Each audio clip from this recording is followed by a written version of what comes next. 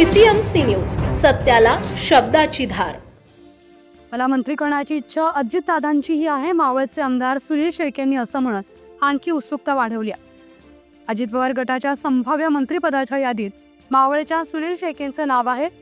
भाजप, शरद पवार गट, ठाकरेंची शिवसेना, काँग्रेस, मनसे यासह विविध संघटनांच्या मावळ पॅटर्नवर शेळके भारी पडलेत। शेळके 1,08,000 मताधिक्यानं निवडून आल्यानं अजितदादा त्यांना मंत्रिपदाचं बक्षीस देतील असा त्यांना विश्वास आहे। शेवटी आता राज्यामध्ये महायुती म्हणून आम्ही काम करत असताना किंवा महायुतीतील प्रमुख पक्ष जो मोठा पक्ष म्हणून पाहतो तो भारतीय जनता पार्टी आहे, त्या खालोखाल शिवसेना आणि नंतर राष्ट्रवादी काँग्रेस पार्टी आहे।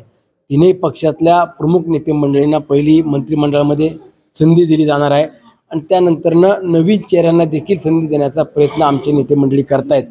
उद्याच्या काळामध्ये माझ्या पक्षश्रेष्ठीने जर ही जबाबदारी दिली तर नक्कीच ती स्वीकारून पक्षवाढी करता किंवा तालुक्यातील विकास कामांकरता अधिक झोकून देण्याचा देखील माझा प्रयत्न असणार आहे।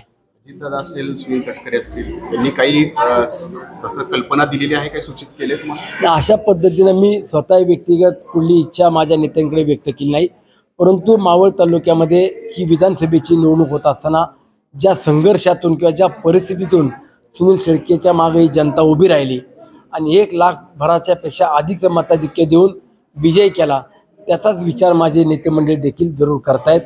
आणि शेवटी पक्षाला देखील आता उद्याच्या काळात किती जागा मिळत आहेत, किती मंत्रिमंडळ मिळत आहेत हे देखील पाहणं अत्यंत महत्त्वाचं राहणार आहे। तुमचे कार्यकर्ते तर अगदी नागपुरी सुळक्यावर जाऊन पोहोचले, तुमचा फ्लेक्स लावतात। कार्यकर्ते आमचे हौशी आहेत, त्यांनी देखील त्यांची इच्छा त्यांनी व्यक्त करण्याचा प्रयत्न केला, परंतु या भागामध्ये अनेक युवक संघटन एक चांगल्या पद्धतीनं आम्ही बांधण्याचा मागच्या काही वर्षापासून प्रयत्न करतोय आणि युवा शक्ती एक चांगल्या पद्धतीनं माझ्या मागं ठाम उभ्या आहे। माझ्या महिला भगिनी देखील जेवढ्या ताकदीनं उभ्या आहेत तेवढं तर मला वाटतं की महाराष्ट्रात देखील कुणाच्या मागे एवढ्या आया बहिणी उभ्या नसतील। एवढं प्रेम आणि विश्वास ही मावळची जनता करताना मी सातत्यानं पाहतोय।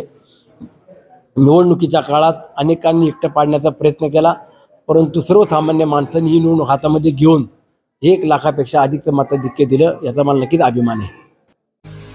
पुणे तसेच पिंपरी चिंचवड परिसरातील महत्त्वाच्या बातम्या पाहण्यासाठी आजच आमच्या डिजिटल PCMC न्यूज चॅनलला सबस्क्राइब करा आणि बेल आयकॉन प्रेस करा।